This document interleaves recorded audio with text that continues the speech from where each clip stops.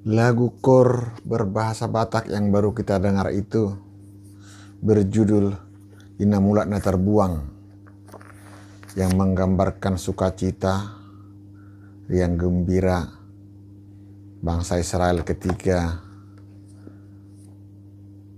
mereka pulang dari pembuangan dari Babilonia.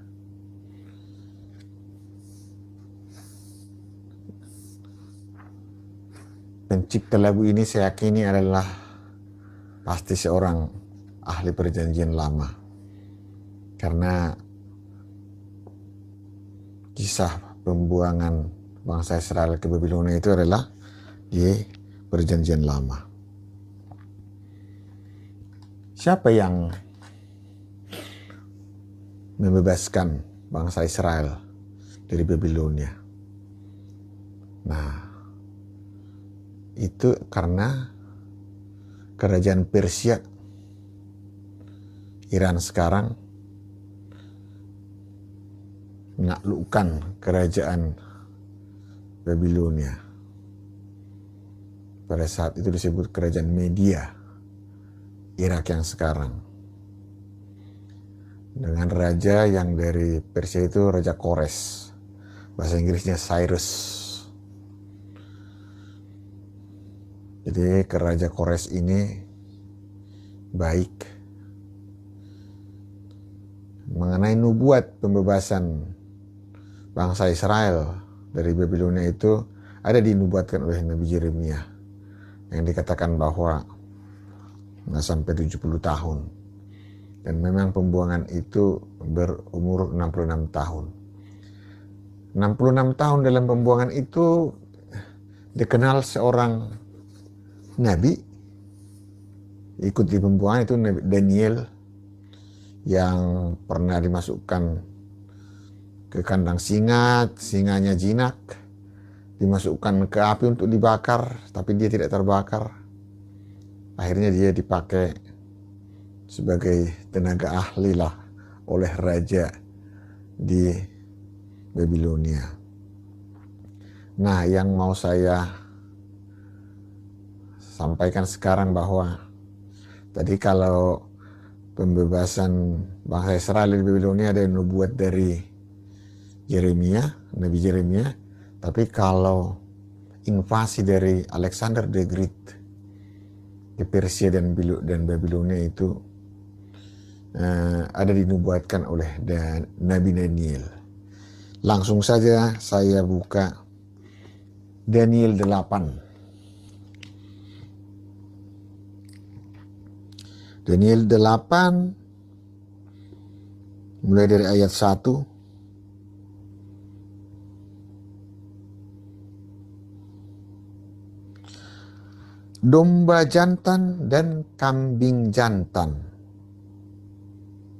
Domba, kambing jantan. Pada tahun yang ketiga pemerintahan Raja Belshazzar, nampaklah kepadaku Daniel suatu penglihatan sesudah yang tampak kepadaku dahulu itu. Aku melihat dalam penglihatan itu, dan sementara aku melihat, aku berada di Puri Susan yang ada di wilayah Elam. Dan aku melihat dalam penglihatan itu bahwa aku sedang di tepi sungai Ulai. Ayat 3. Aku mengangkat mukaku dan melihat tampak seekor domba jantan berdiri di depan sungai itu. Tanduknya 2, dan kedua tanduk itu tinggi, tetapi yang satu lebih tinggi dari yang lain, dan yang tinggi itu tumbuh terakhir. Aku melihat domba jantan itu menanduk ke barat, ke utara, dan ke selatan, dan tidak ada seekor binatang pun yang tahan menghadapi dia, dan tidak ada yang dapat membebaskan dari kuasanya. Ia berbuat sekehendak hatinya dan membesarkan diri. Ayat 5. Tetapi sementara aku memperhatikan, tampak seekor kambing jantan datang dari sebelah barat yang melintasi seluruh bumi tanpa menginjak tanah, dan kambing jantan itu mempunyai satu tanduk yang aneh di antara kedua matanya. Ia datang pada domba jantan yang 2 tanduknya, dan yang kulihat berdiri di depan sungai itu, lalu menyerangnya dengan keganasan yang hebat. Ayat 7. Aku melihatnya mendekati domba jantan itu. Ia mengeram, lalu ditanduknya domba jantan itu. Dipatahkannya kedua tanduknya, dan domba jantan itu tidak berdaya untuk tahan menghadapi dia. Dihempaskannya dia ke bumi, diinjak-injak, dan tidak ada yang melepaskan domba jantan itu dari kuasanya. Kambing jantan itu sangat membesarkan dirinya, tetapi ketika ia sampai pada puncak kuasanya, patahlah tanduk yang besar itu. Lalu pada tempatnya tumbuh 4 tanduk yang aneh, sejajar dengan keempat mata angin dari langit. Nah, saya langsung ke ayat ke-20. 19. Lalu berkatalah ia, yaitu maksudnya seperti dalam ini ada kayak malaikat, kuberitahukan kepadamu apa yang akan terjadi pada akhir murka ini, sebab hal itu mengenai akhir zaman. Domba jantan yang kau lihat itu, domba jantan yang kedua tanduknya ialah raja-raja orang Media dan Persia. Jadi Babilonia dan Persia. Ayat 21. Dan kambing jantan yang berbulu kesat itu ialah raja negeri Yunani. Dari Yunani. Karena memang Alexander the King itu dari Yunani.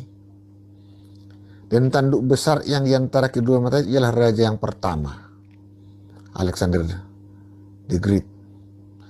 Dan bahwa tanduk itu patah pada tempatnya, muncul 4 buah, berarti 4 kerajaan akan muncul dari bangsa itu, tetapi tidak sekuat yang terdahulu.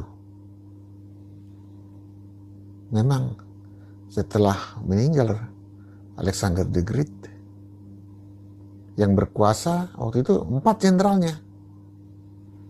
1 di Alexandria yang di Mesir, 1 di Media di Babilonia,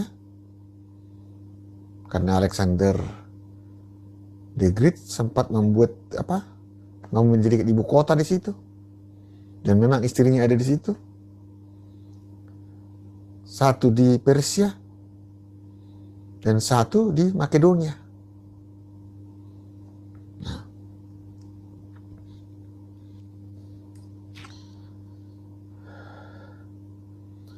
Jadi